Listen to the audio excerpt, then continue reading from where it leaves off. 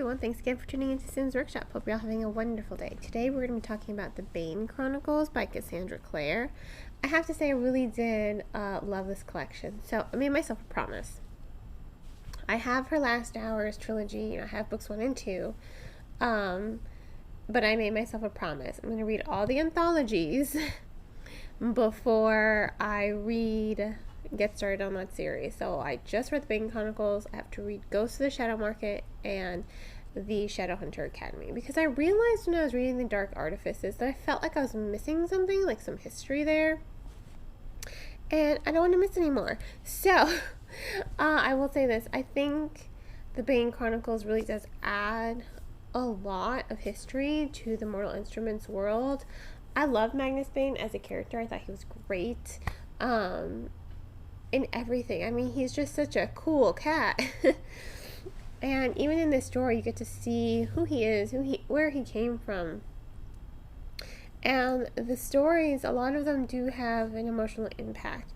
Many of them do have a lot of insight into his relationship with Shadowhunters, with his relationship with Kaleri and her mom, and the Herondels as a whole.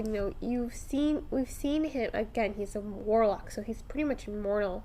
We've seen him throughout the Mortal Instruments series.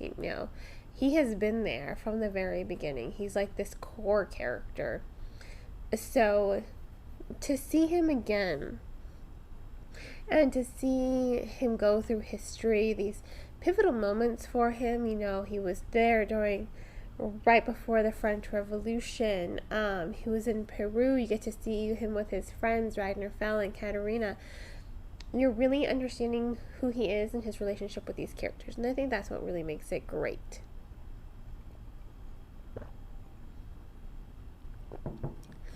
Overall, I think he is such a fantastic character, and I don't think it's essential that you read the anthologies. I'm just doing it for my benefit, because I feel like they do add a lot to the world, a lot of history to the world that I don't think we see otherwise. We're really just so engrossed in the story at hand and who these characters are. We're not really seeing those subtle references to other relationships. And that's what you're seeing here. You're like, ooh, it's like a lot of jaw-dropping moments.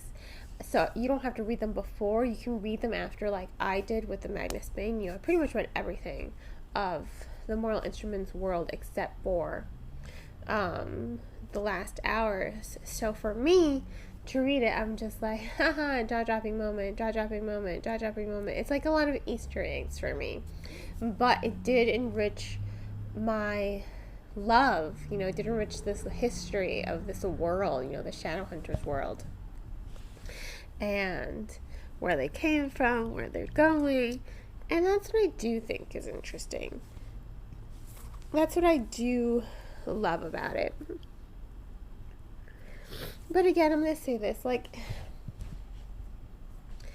you don't have to read the anthologies first. You can read them afterwards. It's not necessary to read them, or you can read them as they come out. I waited until they all came out in paperback to read them, because hardcovers are so expensive. But that's just my takeaway from this. It's just something more, something fun for the reader, something fun for the characters. It's just fun overall to see this world just kind of come to life for the reader. I thought that was really engaging. I thought it was really compelling. Ultimately, I loved it. I really did love it. I appreciated it. I think it is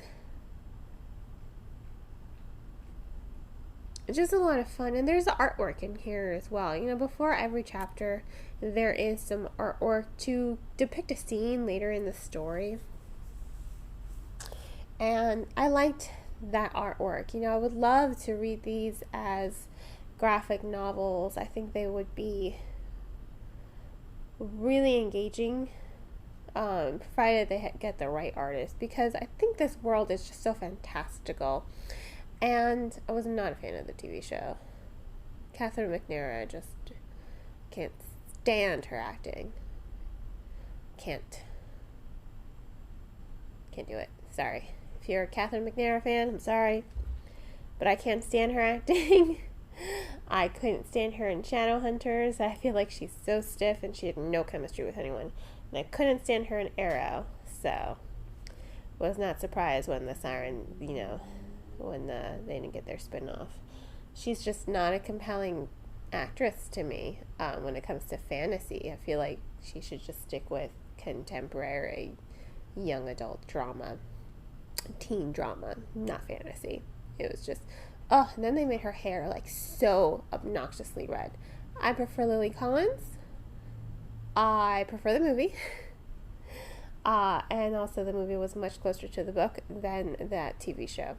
But overall, I would love to see this world as a graphic novel, because the artwork in here, really did show me a lot. It did show me that there's so much, even if it's just in black and white, there's just so much you can do with it, So the artwork in the story is very engaging. I thought it did add more. And I'll say this, the story, even though the stories have a lot of very serious, very somber moments to them, what also happens is there's lots of lightness to it. There's lots of humor. You really are seeing Magnus Bane, that party animal who's just like, I don't think I want to do this. This is very serious. Like, no. He's a very serious person. But he lets himself have fun, because again, he's immortal. If he just focuses on all the bad, he's gonna go crazy. Like his friend, you can't just focus on the bad. And I think that does teach a lesson to readers. Like, you can't just focus on the bad in your life. You have to look for that silver lining, or else you're gonna lose it. You're gonna lose yourself. You're just gonna be unhappy with your lot. Like, life can be so terribly unfair sometimes, but you just have to try to be happy. It's hard, but you gotta try. That's all I'm saying. And I think Magnus kind of teaches us that life isn't just black and white. There are lots of shades of gray to it as well. You're seeing it with the Shadowhunters. They think, oh yeah, we're better than you. Like, no, y'all are acting like Nazis. They were. Now that I'm talking about it, yeah, they were totally Nazis. And I felt that way with the Dark Artifices too. Everyone who just hates downworlders because they're downworlders, you realize you're a Nazi, right? That was me. And I stand by that. If you've read it, you understand. So that's why I like Magnus Bane. He's just always willing to seek out peace before anything else. And I think that that's really great for his character. So again, it's not necessary to read the Bane Chronicles, but come on, Magnus Bane is a great character. I highly recommend reading it, because he just adds so much magic to the world. He just adds so much fantasy to the world, and I think it's amazing. I really do think that he is an amazing character. So I'm going to go ahead and give the Bane Chronicles 4 out of 5 stars. Again, this is my problem with anthologies. They're so hard for me to really criticize, because it's not just one story.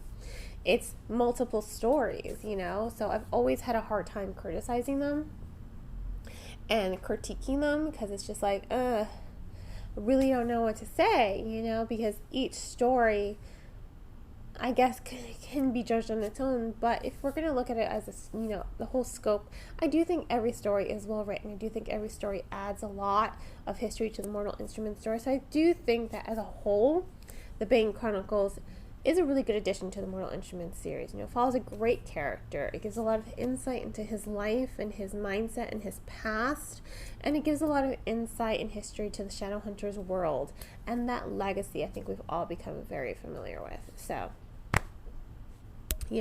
4 to 5 stars. Didn't blow me away, but it is damn good to read in my personal opinion. So if you're going to go ahead and purchase the book, I recommend purchasing from your local bookseller. You can also get it in a book outlet if money's tight. If money is really, really tight, I just recommend checking out the book from your local library. All I ask is that if you're going to purchase the book, please do not purchase off of Amazon.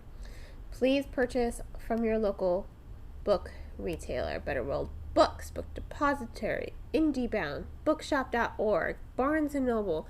Support your bookstop. If there's a bookstore in your neighborhood, go to them, ask them to order the book, because they can do that for you. Support booksellers. That's all I ask. Support booksellers.